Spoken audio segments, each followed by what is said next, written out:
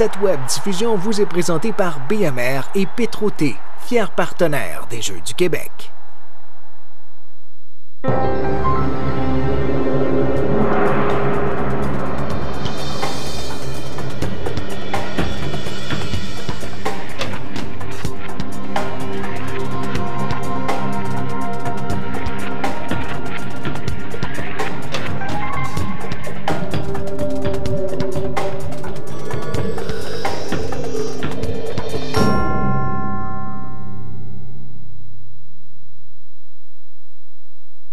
Au moment de sa soumission auto, on était là pour David, avec des prix compétitifs.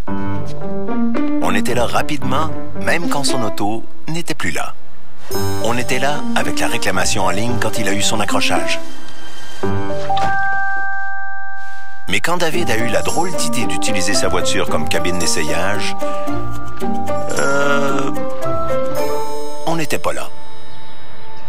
Pour l'assurance, Desjardins est là quand ça compte. Demandez une soumission. Sur ce ring de boxe avec l'arbitre qui a été d'office pendant 6 combats cet après-midi, Nathalie Lacombe. Nathalie, premièrement, est-ce que tu peux nous expliquer un peu le processus pour devenir officielle de boxe? Bien, il y a des étapes. On commence au niveau provincial, puis avec l'expérience, bien, on monte tranquillement, pas vite. Puis il y a des, on franchit les étapes après national, international. C'est comme ça que... Je suppose qu'en étant ici, vous avez quand même, bon, c'est sûr, l'approbation nationale, provinciale, mais est-ce que vous êtes au niveau international? Présentement, oui, je suis au niveau international. J'ai fait quelques compétitions internationales, mais pas trop beaucoup d'expérience au niveau des compétitions internationales. Mais j'en ai quand j'ai boxé, fait que j'ai un petit bagage de boxe là, depuis maintenant près d'une quinzaine d'années. Justement, vous venez de dire que vous avez boxé lorsque vous étiez certainement plus jeune. Est-ce que ça a été pour vous de garder un peu votre amour avec la boxe en devenant arbitre? Oui, oui, oui. On est passionné puis on redonne ce que les autres nous ont donné. Donc, justement, vous ordonnez aux autres ce qu'on vous a donné. Est-ce qu'en étant arbitre, justement, vous offrez un peu aux athlètes une façon d'être bien dirigé pendant un combat? Oui, c'est sûr que notre première fonction, c'est de protéger les athlètes parce qu'il y a quand même une différence entre la boxe amateur et professionnelle. Fait que quand il y a un combat que un adversaire est un peu plus expérimenté ou qu'on voit que c'est inégal, bien, on doit les protéger puis on arrête les combats plus rapidement que dans le professionnel. Justement, rapidement, on a arrêté 2 combats, les deux finales féminines. Est-ce que vous pouvez nous expliquer un peu à quel moment vous prenez la décision d'arrêter le combat? Pourquoi à ce moment-là, on a arrêté les combats? Bien, souvent, des coups d'impact à la tête, les têtes qui revolent. Faut aussi compter que c'est différent aussi des fois avec des jeunes. Ils ont un petit peu moins d'expérience, puis il faut encore plus justement les protéger, nos jeunes, pour que justement ils reviennent et qu'ils n'abandonnent pas la boxe. Il faut qu'il y ait une belle expérience. C'est ça l'important.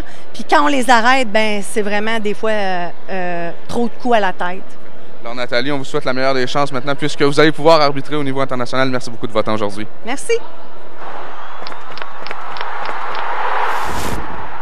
Cette web diffusion vous est présentée par BMR et Petro-T, fiers partenaires des Jeux du Québec.